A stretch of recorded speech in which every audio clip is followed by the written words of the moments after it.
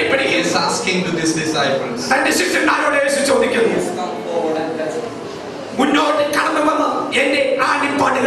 am longing for that fellowship. Experience my personality. 46th verse.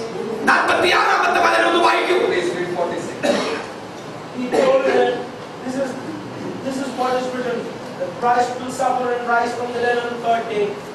Yeah. Continue, please continue. And the repentance and forgiveness of sins will be preached in His name to all nations beginning at Jerusalem. Yeah, from verse 48. You are witnesses of these things. I am going to send you what my Father has promised. Okay, enough. Second thing he is asking them. Experience my purpose. Experience my purpose in your life. Two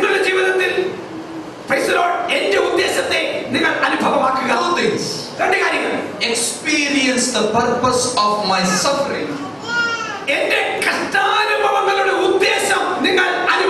Experience the purpose of forgiveness. That is what we have read. The Christ will suffer. The Christ will suffer. What was these people expecting? When Jesus fed these people with 5,000 people with 5 loaves and 2 fishes, people came with crown. Please come and be our king. And Peter did one thing.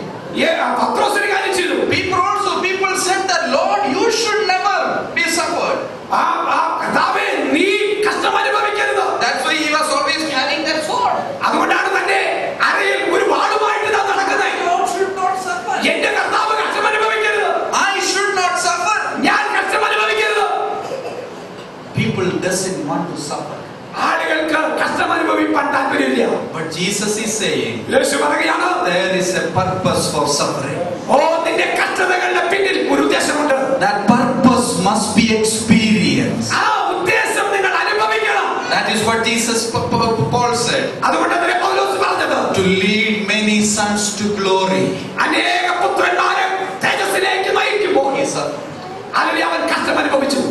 There is a purpose of the suffering. Many times we lose our excitement because we don't want to understand the purpose of the suffering that we are going through. That is why we pray all the time. Lord, please remove this stone. Lord, please remove this stone. Peter prayed. Paul prayed. What did the answer he got? Paul prayed 3 times. What the answer he got? Did he get the answer that let your problem heal right now? What is the answer? My grace is sufficient. No, I'm not going to remove that problem. I'm not going to remove that. But I'm ready to give you the grace. Grace to withstand the problem. So the great miracle is not escaping from the problem. The withstanding of the problem. If you can withstand the problem, that is the strength of your life.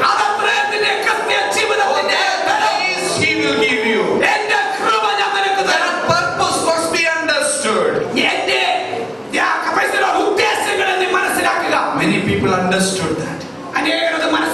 That's why they had excitement in their life. That's why we are singing many songs from these songbooks.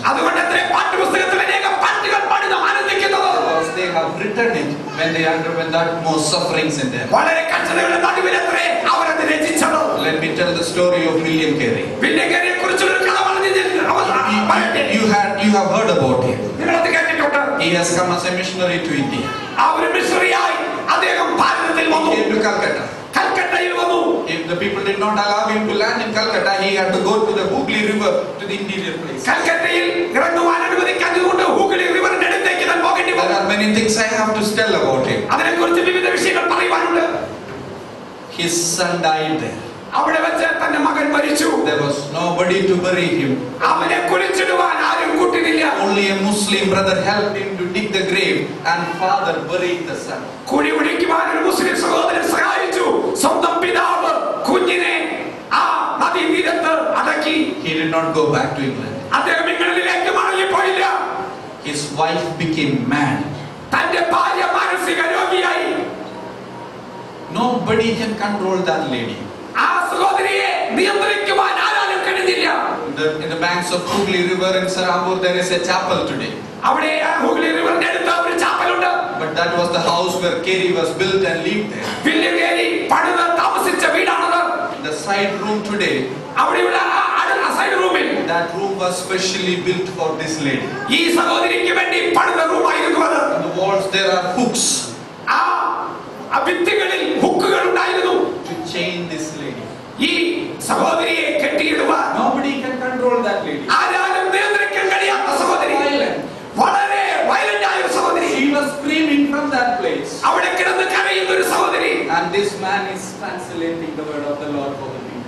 എന്നാൽ ഇദ്ദേഹം ദൈവവചനം മറ്റുള്ളവർക്ക് വേണ്ടി തർജ്ജമ ചെയ്യുന്നു. അടുത്ത റൂമിൽ His wife died. തന്റെ ഭാര്യ മരിച്ചു. Again he married. ആ വീണ്ടും താൻ വിവാഹിതനായി. She also died.